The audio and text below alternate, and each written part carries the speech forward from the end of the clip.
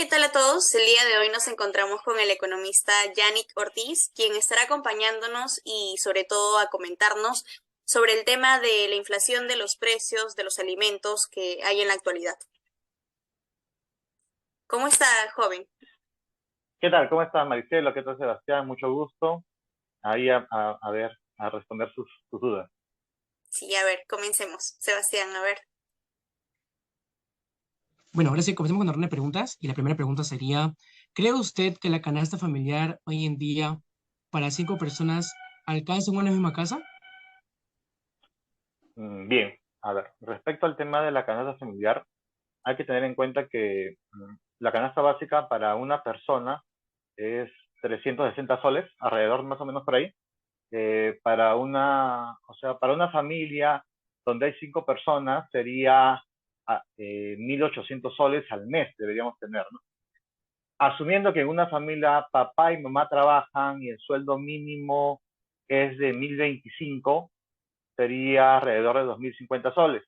O sea, sí alcanzaría para las personas, para cubrir a la familia, ¿no? Para la papá, mamá y los hijos se podrían alimentar, obtener todos los recursos suficientes, ¿no? Sin embargo, en el Perú, el sueldo mínimo solo ocupa, pocas personas tienen ese sueldo. En el Perú somos alrededor del 70 u 80% informal. O sea que 80% de la población eh, es muy probable que no reciba el sueldo al mínimo, reciba menos. Hay familias donde solo trabaja el papá eh, y la mamá no trabaja o tiene trabajos muy pequeñitos. Eso lo digo en general, no quiero generalizar. Y bueno, y los hijos no trabajan porque están en edad escolar, ¿no? Eh, en esos casos sí no alcanzaría. Eh, ahora también, ahora hay un factor ahí adicional, ¿no? Eh, hay informalidad. Generalmente puede ser que el papá y la mamá trabajen informalmente y encima hay un incremento de precios.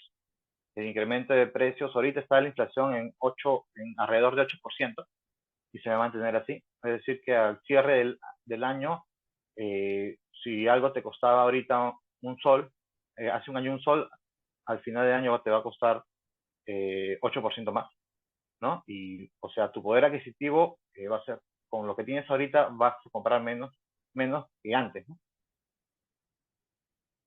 Básicamente es. Sí.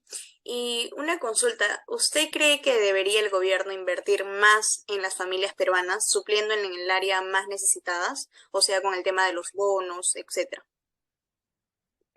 Bueno, o sea, siempre es bueno invertir en la población. Sin embargo,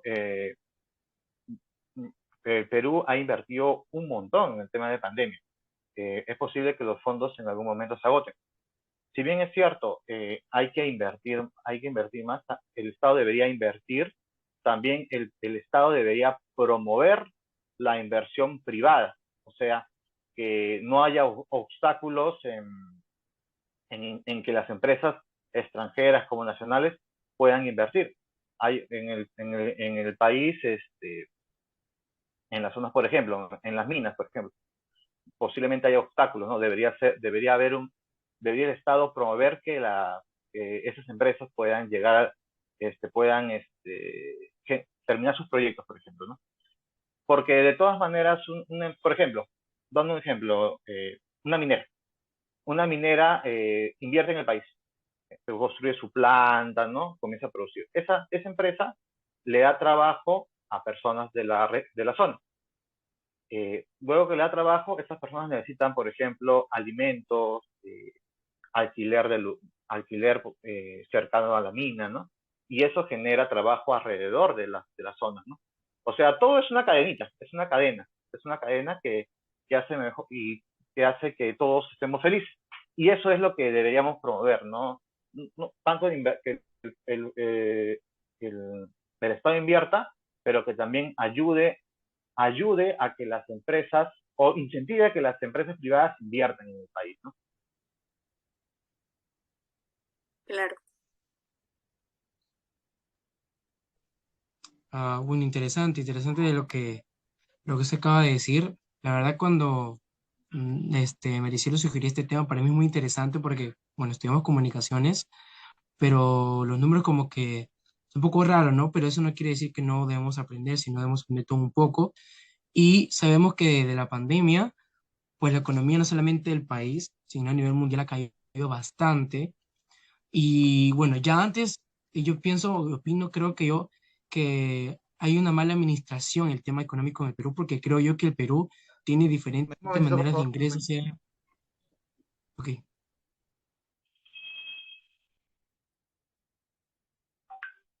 ¿Cuál es?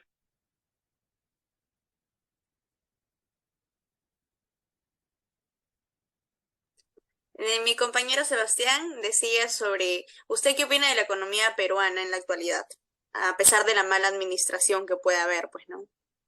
Bien, la economía peruana, a pesar de que el gobierno, que hace pocos días, Pedro Castillo fue, ya terminó, se podría decir así, la economía peruana frente a todo eso, está bien. Ha mantenido niveles de inflación comparados con la región bastante bajos. Eh, el Perú sigue creciendo, no crece, no va a crecer a los niveles de antes, pero sigue creciendo. El contexto político, si bien ha afectado mucho, eh, no ha no ha impactado fuertemente como muchos piensan, ¿no? Todo eso gracias al BCR, ¿no? Que es el Banco Central de Reserva del Perú, eh, ha hecho de que, por ejemplo, la moneda sea una de las más estables del país. La política monetaria, que es el tema de un tipo de cambio de flotación sucia, hace de que, por ejemplo, el tipo de cambio, si va a aumentar, no aumente, no se despegue, ¿no? Sino que su incremento sea paulatino para que las personas no sufran ese incremento de los precios.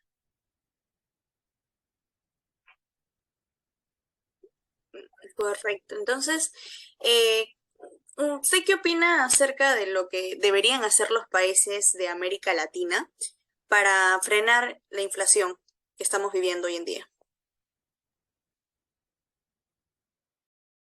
¿Me decías? ¿Se me escucha? Sí, sí, sí. Ya. Le decía que usted qué opina, qué es lo que haría en la posición del gobierno, por ejemplo, de los países de América Latina para poder frenar la inflación que estamos viviendo hoy en día. Bueno, bueno, en verdad hay dos formas, ¿no? Una es tanto, como ya lo mencioné, de la política monetaria, o sea, el Banco Central de Reserva, y el otro es la política fiscal, tanto así. Por ejemplo, estas deben ir de la mano. La política monetaria es que los bancos centrales, no solo el peruano, que el peruano es un ejemplo a nivel mundial de cómo maneja el tema de la inflación, por ejemplo, como ya mencioné en el tema del tipo de cambio que no varíe tanto, mantiene un alto nivel de reservas, es bien moderado, y también el Estado con unas políticas fiscales que hagan de que el país no entre en deterioro. Por ejemplo, ahorita, eh, por poner un ejemplo, un cambio de la constitución en el tema económico. Ya es ahorita, por ejemplo, el Estado no debería intervenir, no debería promover ese cambio, porque dijo, no, bueno, nos interesan más las inversiones nacionales que las extranjeras. No, eso no debería tocarse, deberíamos seguir como está, y siempre la política fiscal es de ayudar a los más necesitados, mejorar los programas sociales que ya tenemos, mejorarlos, ¿no? Básicamente eso, pero o sea, en sí, yo considero que Perú en sí, comparado con América Latina, Perú es un ejemplo, y eso deberían seguir los demás países.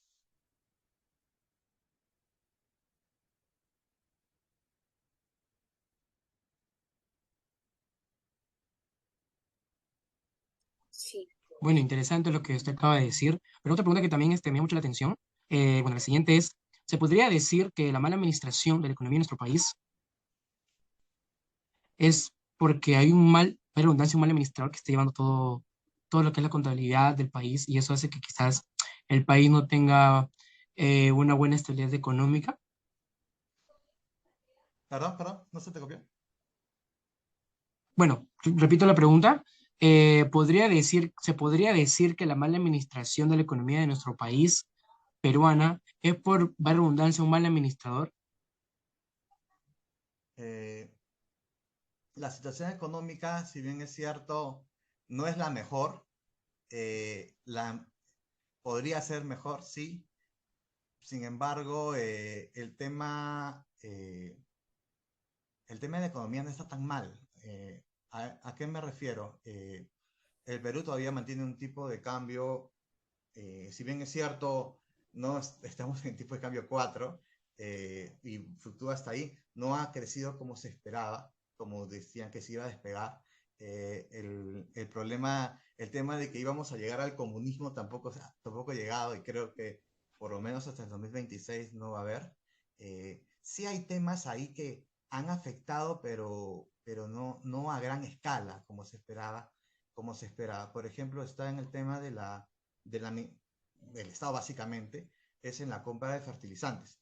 Por ejemplo, ha habido la guerra con Ucrania, con Rusia, que todos sabemos, y no hay fertilizantes para comprar, y el Estado debe comprar los fertilizantes que haya en el mercado, que no sean de esos países, tiene que comprarlos. ¿Qué ha hecho el Estado? Se ha demorado en comprar estos fertilizantes. ¿Y qué está haciendo el Perú? El Perú ya se las ha buscado. Está usando el guano. Lo que antes se usaba en la época de la guerra con Chile, Ujú, antes de la guerra con Chile, la guerra del guano y salir de todo eso, en eso que fue en el ujú, año 1879, y que nosotros utilizábamos guano para exportar y para usar los fertilizantes desde el año ujú. 1840, estamos utilizándolo de nuevo, ¿no? Ahí hay una mala administración del Estado, ¿no? Pero hay puntos que sí son positivos, no necesariamente del gobierno, pero sí, y repito, del BCR, ¿no? El BCR ha hecho de que el país siga de alguna forma estable, ¿no? Claro, joven. Más bien le quería consultar algo. Creo que hace unos días hemos visto la decisión que tomó Pedro Castillo, que era de disolver el Congreso. ¿Cuáles Ujú. iban a ser las consecuencias más adelante con el tema de la inflación de los precios? O sea, ¿qué otras cosas iba a abarcar, pues, no? Ya, en el tema o sea, Pedro Castillo lo que iba a hacer era cerrar el Congreso y embarcaba tomar las instituciones. También promovía un cambio de la Constitución. Ahora, en el tema económico, lo más relevante en la Constitución es el capítulo económico. En el capítulo económico hay algunos puntos que son importantísimos. Por ejemplo, el respeto a los contratos. Por ejemplo, antes el Estado podría decir, ya, yo te firmo este contrato, pero si quiero no lo respeto, porque no le conviene a la sociedad. En la Constitución dice, se respetan los contratos. Y Perú, si firmaba un contrato, tenía que, tenía que hacerlo, ¿no? No podía. Y si no lo cumplía, recibía una penalidad tremenda de millones de dólares. Otro punto, hay una economía social de mercado, que la palabra social es un adorno, en verdad es una economía de mercado. ¿Qué significa una economía de mercado? Que los precios fluctúan, los precios se definen por la oferta y la demanda. O sea, el Estado no puede intervenir en los precios. O sea, el Estado no puede decir, oye, no, el precio del azúcar ha subido a 3 soles. No, no, yo voy a pagar, inyectar dinero o algo para que el precio baje a 2 soles. Eso no puede hacer el Estado ahora con la constitución política. Otro punto, que antes priorizaban la inversión nacional que la inversión extranjera. Con la nueva constitución, la inversión extranjera es tan importante como la inversión nacional o peruana. Eh, por qué es bueno ahorita?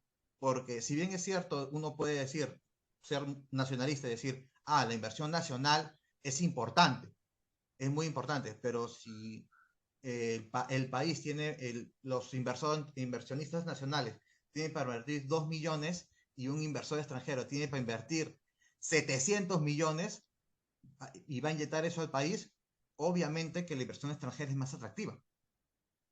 Y esos cambios en la Constitución, eso es lo que hay en la Constitución, son puntos muy importantes para el país.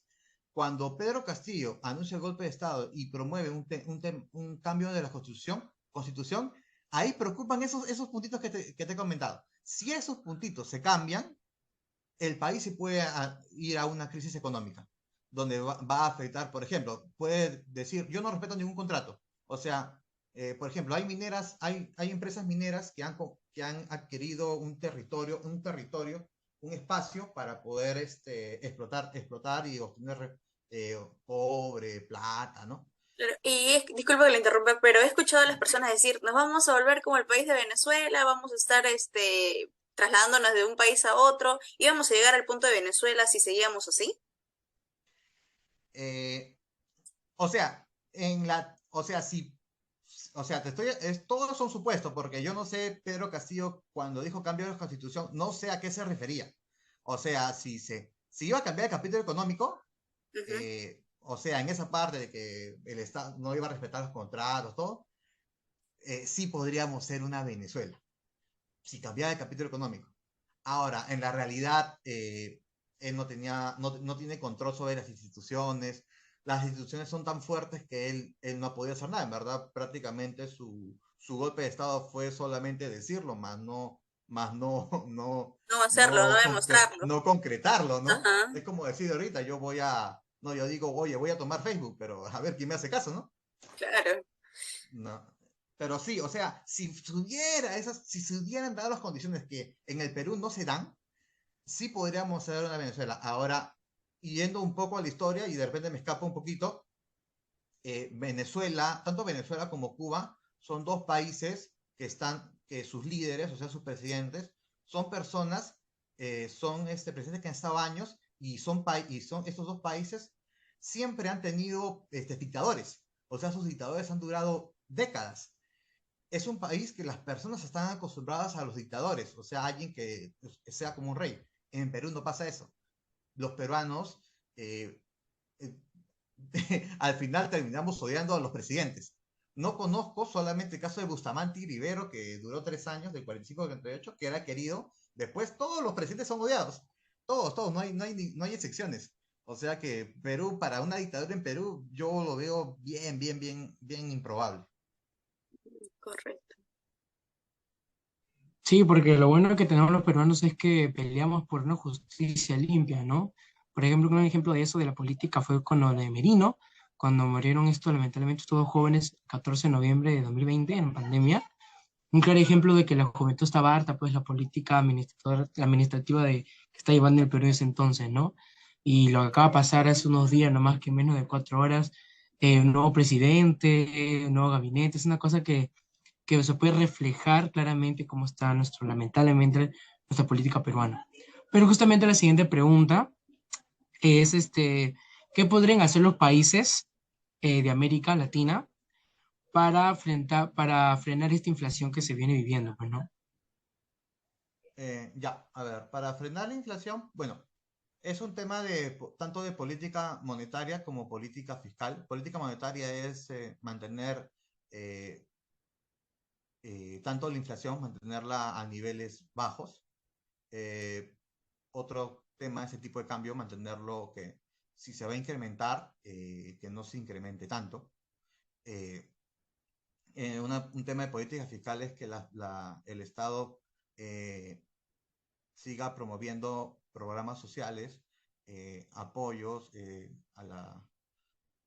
programa básicamente de apoyo a las personas, pero y también promover el tema de promover las inversiones tanto nacionales como extranjeras, ¿no? Ahora, hace poco leí que la inflación en este mes, en octubre, era alrededor de, acá tengo el dato, 8.2%. Vamos a cerrar básicamente en una inflación de 8% al cierre del año. Dice que la inflación está cayendo poco a poco. No significa que la inflación van a bajar los precios, sino que si la inflación iba a ser la inflación va a ser menos alta de la que se esperaba, ¿no? Es un buen dato, sí, no es lo que esperamos, porque una inflación de 8% también es alto, pero sí estamos sí estamos bien caminados comparando con otros países de Latinoamérica, que la inflación es un tema que siempre ellos están muy arriba a veces de nosotros, ¿no?